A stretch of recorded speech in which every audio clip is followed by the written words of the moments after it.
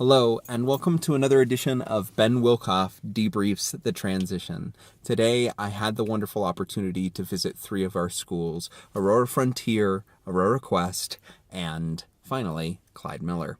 And in all three of those experiences, I got to speak with the principal and talk about their math implementation, device choice, some of their frustrations based upon new information that just came out at the principal's meeting and things like that. But what I want to talk about is something that I experienced for the first time today, but I probably should have been picking up on it before now.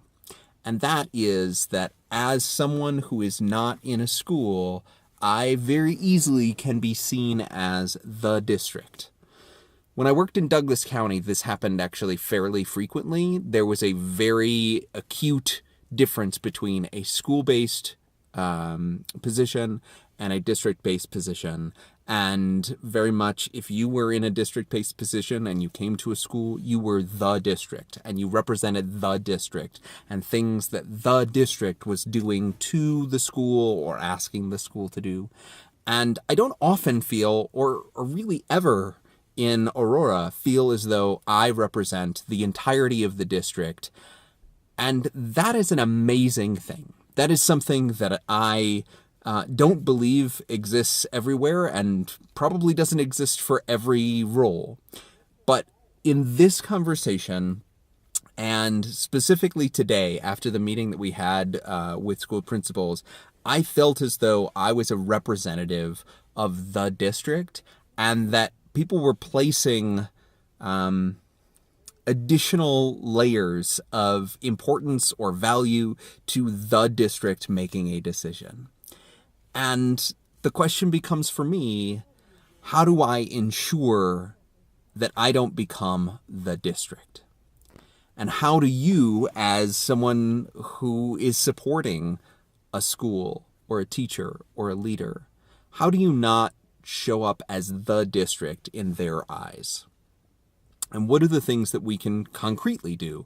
Questions we can ask, stances we can take, data we can present, learning that we can facilitate so that it doesn't feel like it is an entire district, but rather that it is a relationship between the two people or the three people or the group of people that is working together in doing what's best for kids or doing what's best for teachers.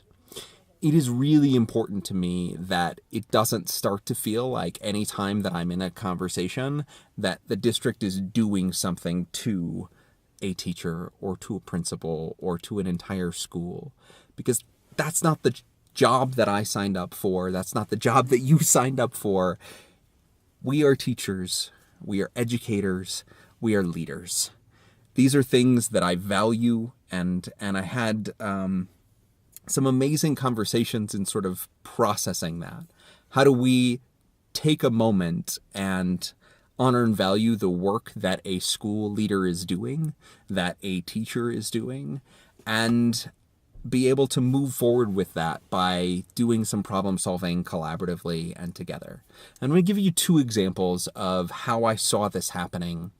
One was at Aurora Quest, where Dave had worked up essentially a 5-year plan for all of their refresh for every device type, every room type, every display type, and he had written it up in a poster board fashion and or poster paper fashion, and we just talked through. All right, so what's the cycle of refresh that you think you're going to look at for your iPads or for your tech labs or for your teacher devices or for your Promethean boards? And let's just talk about it.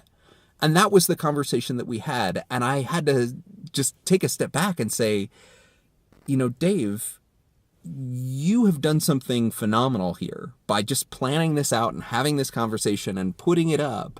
You are driving this. And I just want to thank you so much for that. And let it be a conversation between two people, hopefully with mutual respect there, but there was a conversation there that allowed for some level setting and some relationship building, but it wasn't just the district coming in to say that this is what you can do, and the school saying, well, I guess I'm just going to do what there is. It felt collaborative. It felt like we were coming together. And at Clyde Miller, Ashley brought in a teacher to lend some more ideas to the table. And this math teacher was I believe, 7th grade math teacher, Ken. And he was amazing. He came up with some ideas that no one else had thought of in any of the other conversations that I have had with school leaders or with other folks that have been in these meetings. And I just stopped at that moment and I said, thank you so much. This is the first time someone has said this particular idea. It was around being able to actually start implementation with 7th and 8th grade on touch Chromebooks second semester. He was like, I don't mind that. I will use whatever resource we have. We'll do cultures of thinking first semester. I'll learn from what the 6th grade teacher is doing, and then I'll start implementation second semester. And it was this moment of, you are a person talking to another person, not a person or school-based person talking to the district. And so the more that I can continue to emphasize or ask questions or thank people for showing up as people and thank them for not treating me or you as someone who is just the district, it makes it so we can collaborate. It makes it so that we can create together.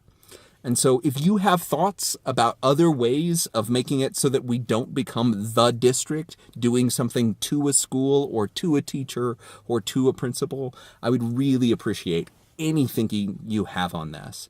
I hope that your week was a week filled with creation, collaboration, and I hope that this coming week, the one that's happening right now, because you're probably watching this on Monday or far beyond that, I hope that you have that opportunity again. Talk to you soon.